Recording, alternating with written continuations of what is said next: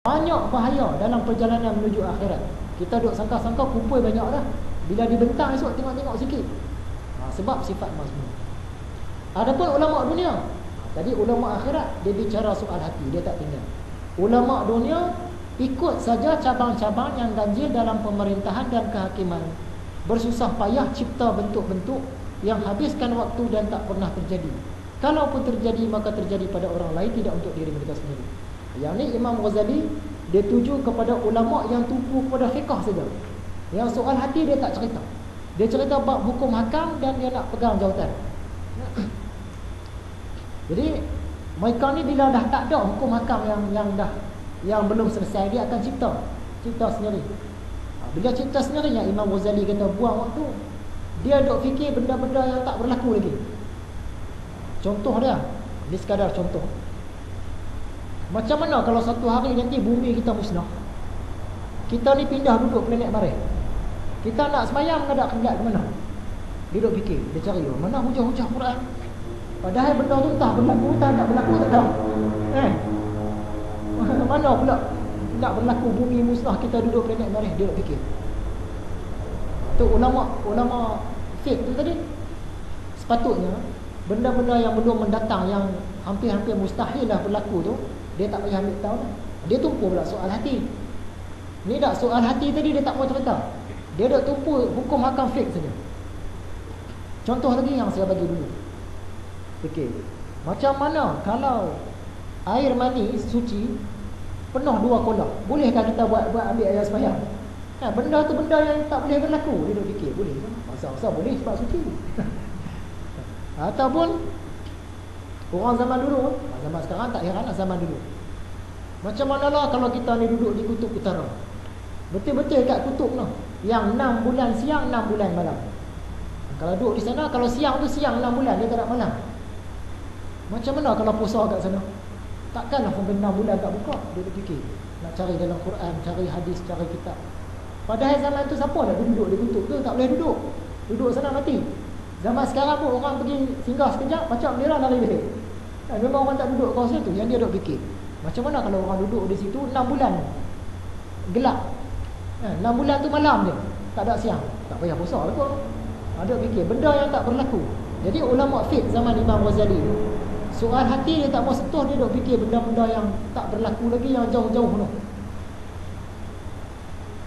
Dan kalaupun terjadi, banyaklah orang yang bangun mahu menyelesaikannya. Katakanlah benda tu terjadi, contohnya tiba-tiba dunia kita musnah, kita duduk planet Marikh, kita nak sembahyang menghadap mana? Dah tentu ada ulama akan bagi fatwa. Dah tentu ada ulama. Tak ada orang semua tak tahu, tak ada. Mesti ada ulama bagi fatwa. Jadi kita tak payah nak fikir sangat benda tu yang tak berlaku lagi. Begitulah berulang-ulang terjadi malam dan siang, baik dalam gurisan hati, dalam sangka waham dan amal perbuatan ulama dunia tu. Duk fikir masalah fiqh, halal haram harus semua kan, duk fikir tu je. Yang hati dia tak jaga. Bila tak jaga hati, takut jadi macam tadi. Rajin buat kenduri tapi untuk bermegah-megah. Habis.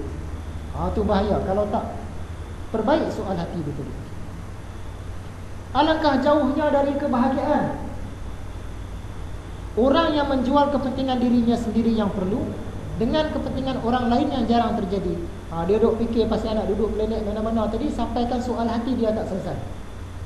Dia tak pergi belajar, dia pun tak mengajar, dia tak kuasai, dia rugi.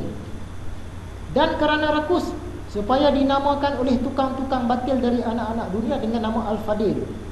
Tujuan dia duk keluar-keluar ni supaya orang pandang dia sebagai ustaz yang hebat ni, ulama yang hebat. Benda-benda yang manusia tak fikir lagi, aku fikir dah. Tengok dah keluar hukum dah. Supaya orang pandang dia, oh hebat dah ulama tu. Dia tumpu yang tu.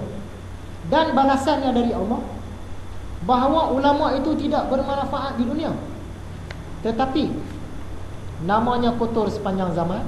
Kemudian dia datang pada hari kiamat rugi, menyesal demi melihat labak keuntungan yang diperolehi oleh orang yang beramal dan kemenangan yang diperoleh oleh orang yang mendekatkan diri kepada Allah.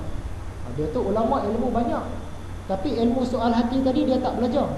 Sedangkan orang tadi orang awam, orang biasa aja, tapi soal hati dia belajar. Maksud dia orang awam ni tadi, kalau dia rajin buat kenduri pun dia ikhlas. Untunglah orang tu walaupun dia bukan ulama. Kalau dia rajin derma, dia bukan untuk bermegah-megah. Kalau dia rajin pakai kepiah putih, dia bukan untuk riak. Kalau dia rajin datang solat berjemaah, dia bukan untuk wujud. Jadi sifat-sifat mazmumah ni tak ada kat dia. Dia orang biasa saja. Tapi hari akhirat esok dia lebih. Yang ulama tadi dia pergi, dia pun heran, macam mana dia orang biasa je ni. Aku dengan selesaikan masalah ummah, hukum, hakam semua aku tahu ni, tiba-tiba dia lebih. Rupanya hati tu tadi. Dia menang bab hati orang tu menang. Padahal orang biasa. Yang ulama tadi kalah sebab dia tak belajar bab hati, sifat mahmudah, sifat mazmum.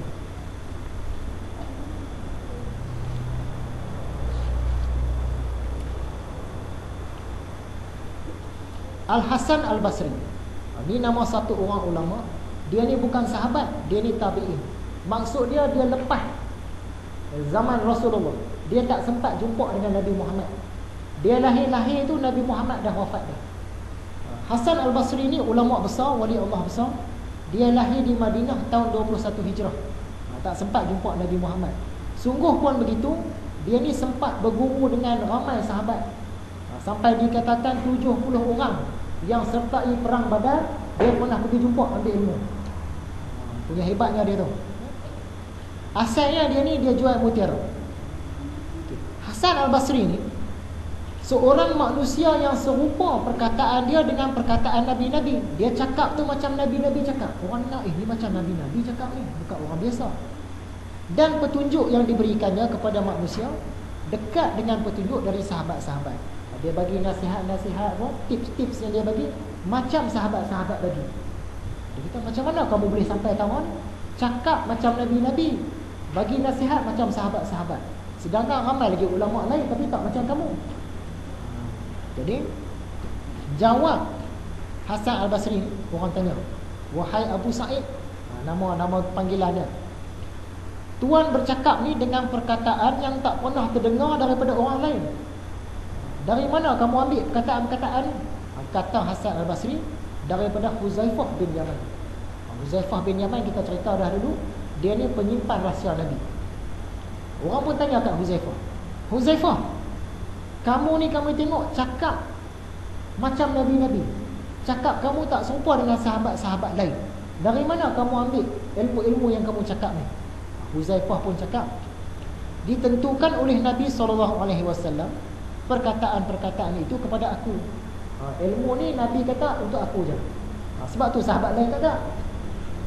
Orang lain bertanya kepada Nabi tentang kebaikan. Orang lain tanya, macam mana cara nak dapat pahala banyak? Macam mana cara nak bagi kualiti lagi semayang?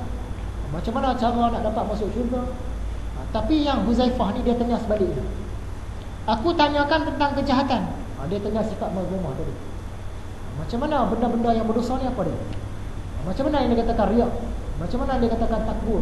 Macam mana yang dikatakan hasad? Dia tanya benda-benda yang sebalik. Yang orang lain duk tanya macam mana nak tambah pahala.